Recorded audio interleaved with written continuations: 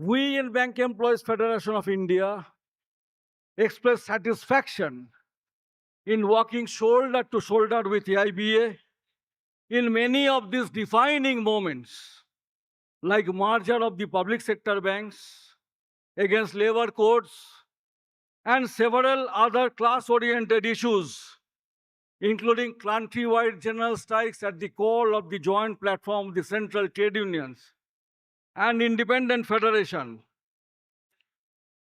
against the anti-labor, anti-worker, anti-nation policies of the ruling dispensation from time to time.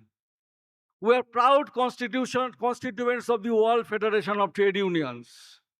Our shared commitment to class unity, democratic functioning, and ideological clarity has helped shape the trade union movement in the banking industry.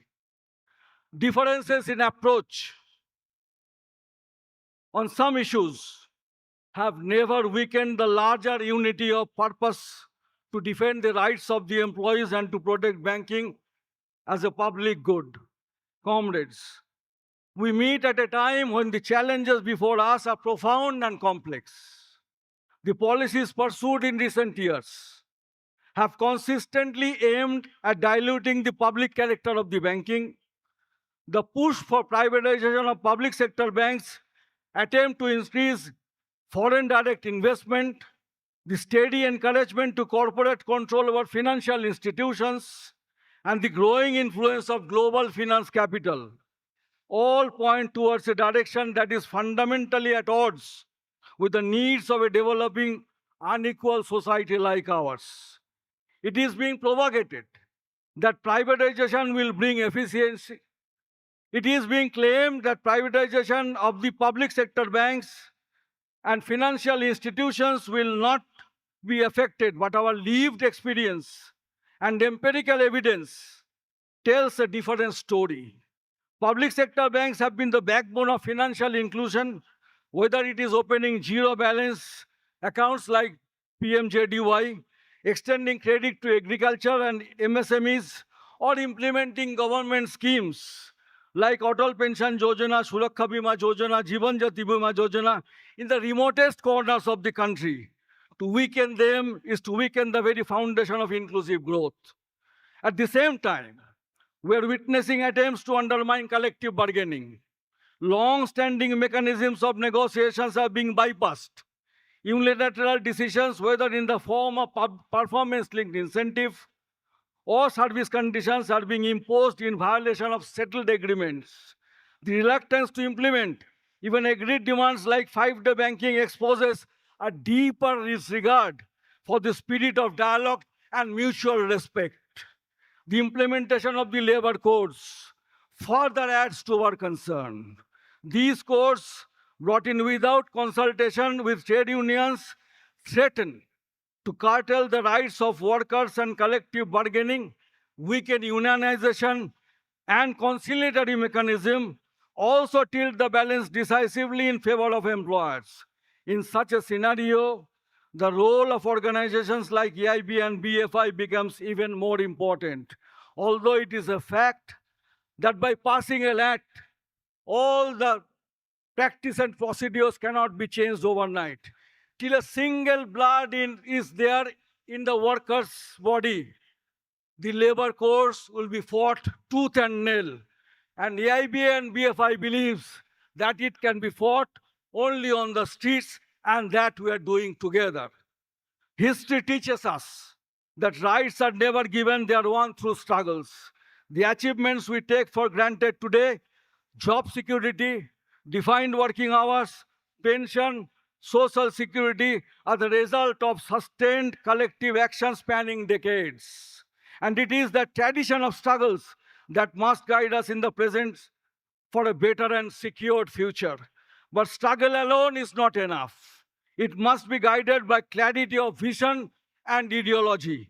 We must recognize that the issues confronting bank employees are not isolated. They are part of a larger policy framework driven by neoliberal ideology. Therefore, our response must also be broad-based, forging alliance with other sections of the working class, farmers, and progressive forces. Unity is our greatest strength. The unity of bank employees and officers, the unity across unions and federations, and the unity of the broader working class movement. This is what has enabled us to resist adverse policies in the past, and this is what will determine our success in the future also. On the occasion of AIB's 80th year, it is also important to reflect on the values that have sustained the great organization: democracy, transparency, accountability, and ideological commitment. These are not mere words. They are practices that must be continuously nurtured in a time when individualism and careerism are being aggressively promoted. The spirit of collectivism and solidarity must be consciously reinforced. We must also pay our homage to the generations of leaders and activists who built AIBA brick by brick. Many of them faced victimization, imprisonment, and personal hardship, yet they remained unwavering in their commitment to the cause. Their legacy is not just in the institutions they built, but in the consciousness they created. The future will test us in many ways. Technological changes, digital banking, and the evolving nature of financial services will pose fresh challenges. While we must adapt to these changes, we must also ensure that they do not become tools for exploitation through job losses, increased workload, or erosion of service conditions. The environment within the banking sector have completely changed during the last 2 to 3 decades.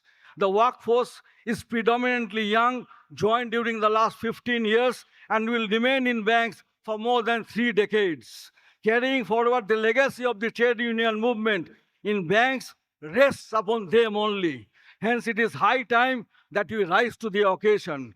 Secondly, the banks are functioning with more temporary workers than permanent employees. Temporary workers means daily wagers, contractual workers, business correspondents, now these apprentices, and after implementation of fixed-term employment, if they succeed to do so, they will be more than the permanent employees. These temporary workers are subjected to inhuman exploitation and comprehended to be utilized against the class-based struggle of the bank employees in the days to come as reserved army. It is imperative in our part to address the issue befittingly.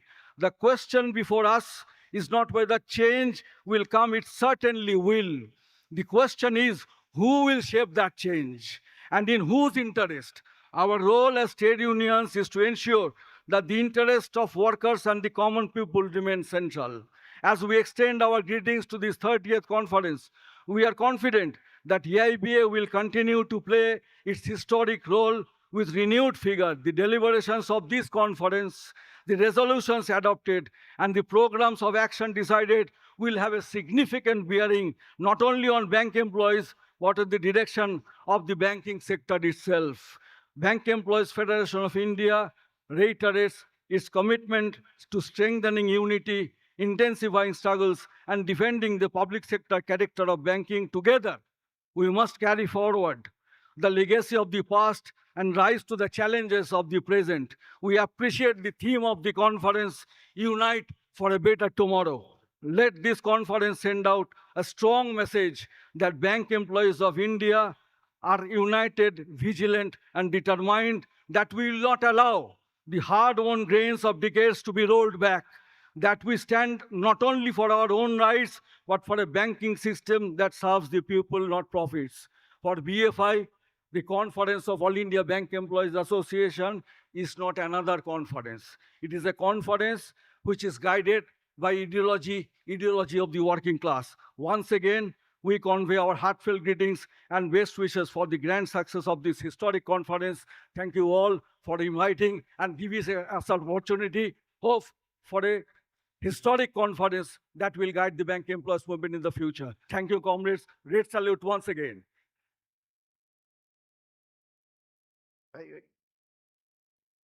Comrades, the BEFI was formed, but over the period we have seen the differences have almost narrowed down, and particularly under the leadership of Debasish, we have been working together. From AIBA, this conference, we once again repeat and reiterate At the earliest, AIB and BEFI should come together. Thank you very much, Comrade Basu.